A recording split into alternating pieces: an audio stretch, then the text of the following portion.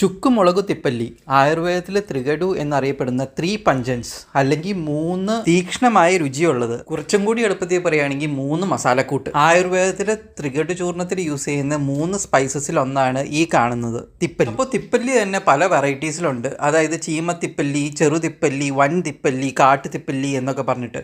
അപ്പോൾ ഈ കാണുന്നത് കാട്ടുതിപ്പല്ലിയാണ്. തിപ്പല്ലിയുടെ സയൻറ്റിഫിക് നെയിം പൈപ്പർ ലോംഗം എന്നാണ്. കാൾസ് ലിനേഴ്സ് എന്ന ഒരു സ്വീഡിഷ് ബയോളജിസ്റ്റും ഫിസിഷ്യനുമാണ് ഈ പേര് ഇട്ടത്. ഇതിൻ്റെ കോമൺ നെയിം എന്ന് പറയുന്നത് ഇന്ത്യൻ ലോങ് പെപ്പർ, പിന്നെ സംസ്കൃതത്തിൽ പിപ്പല്ലി, ഹിന്ദിയിൽ പിപ്ലി, മലയാളത്തിൽ തിപ്പല്ലി, പിന്നെ ലാംഗർ പ്രിഫർ എന്ന് പറഞ്ഞ് ജർമ്മനിൽ. ഇത് ഇൻഡോ മലൈ റീജിയൻ നേറ്റീവ് ആയിട്ടുള്ളൊരു പ്ലാന്റ് ആണ്. അതായത് ഇന്ത്യ, നേപ്പാൾ, ശ്രീലങ്ക, ഫിലിപ്പൈൻസ് എന്നിവിടങ്ങളിലാണ് ഇത് വളരുന്നത്. കൂടുതലായിട്ടും ട്രോപ്പിക്കൽ റെയിൻ ഫോറസ്റ്റിലാണ് ഇതുള്ളത്. ഇതിൻ്റെ അകത്ത് ഈ കാണുന്ന ഫ്രൂട്ട്, അതായത് തിരിയാണ് നമ്മൾ ആയുർവേദത്തിൽ മെഡിസിൻസിനായിട്ട് യൂസ് ചെയ്യുന്നത്. ഇതിൻ്റെ അകത്തുള്ളൊരു കോമ്പോസിഷൻസിലേക്ക് വരാം.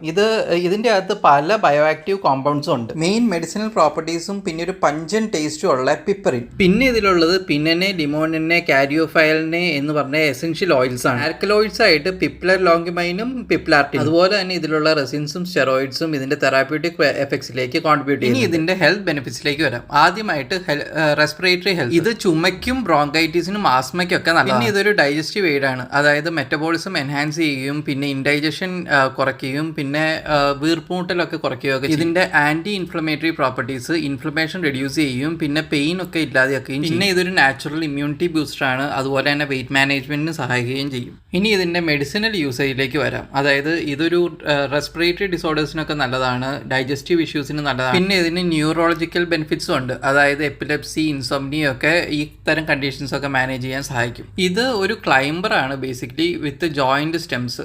അതായത് ഒരു സ്റ്റെമ്മിൽ നിന്ന് മറ്റൊരു സ്റ്റെം ഇങ്ങനെ ജോയിൻ ചെയ്ത് പിടിപ്പിച്ചേക്കണമായിരിക്കും. ഇതിന് മെയിൽസും ഫീമെയിൽസും ഉണ്ടെന്നാണ് പറയുന്നത്. പിന്നെ ഇതിൻ്റെ ഇലകൾ നല്ല പച്ചയാണ്, അതുപോലെ തന്നെ ഓവൽ ഷേപ്ഡും ആണ്. പിന്നെ ഇതിൻ്റെ ഫ്രൂട്ട്, അതായത് തിപ്പല്ലി, അത് ഒരു ഗ്രീൻ ടു റെഡിഷ് കളറാണ് വരുന്നത്. അത് ഇലോങ്ങേറ്റഡ്, ഒരു കുരുമുളകിന്റെ തണ്ട് പോലെ തന്നെ ഇലോങ്ങേറ്റഡ് ആയിരിക്കും. ഇനി ഇതിന്റെ ഒരു ഗ്രോയിങ് കണ്ടീഷൻസിലേക്ക് പറയുകയാണെങ്കിൽ നമ്മൾ ആദ്യം പറഞ്ഞതുമാതിരി സബ് ട്രോപ്പിക്കൽ ക്ലൈമറ്റ്സിലാണ് ഇത് വളരുന്നത്. അത്യാവശ്യം നല്ല ഹ്യൂമിഡിറ്റി വേണം, അതുപോലെ തന്നെ മോഡറേറ്റ് ടെമ്പറേച്ചർ ആയിരിക്കണം. അതായത് 15 to 35 degree Celsius temperature. Soil ആണെങ്കിൽ well drained organic rich soil, pH value 6 to 7. Light അധികമൊന്നും വേണ്ട, പാർഷ്യൽ ഷെയ്ഡാണ് ഇതിന് നല്ലത്. അതുകൊണ്ട് തന്നെ ഇത് തെങ്ങിൻ്റെയും അടക്കയുടെയും ഒക്കെ കൂടെ ഇന്റർക്രോപ്പ് ചെയ്യാൻ നല്ലത്. പിന്നെ കോൺസ്റ്റന്റ് ആൻഡ് കണ്ടിന്യൂസ് വാട്ടറിങ് വേണം, നന്നായിട്ട് മോയ്സ്ചർ ആയിരിക്കണം. പക്ഷേ വാട്ടർ ക്ലോഗിങ് പാടില്ല. വാട്ടർ ക്ലോഗിങ് വന്നു കഴിഞ്ഞിട്ടുണ്ടെങ്കിൽ ഇഷ്യൂ. പിന്നെ ഇതിൻ്റെ തണ്ടിക്കട തന്നെയാണ് വേരിറങ്ങുന്നത്. അപ്പം നിങ്ങൾക്ക് ഇതിൻ്റെ അകത്ത് തന്നെ കാണാം ഇതിൻ്റെ തണ്ടിക്കട വേരിറങ്ങുന്നത്.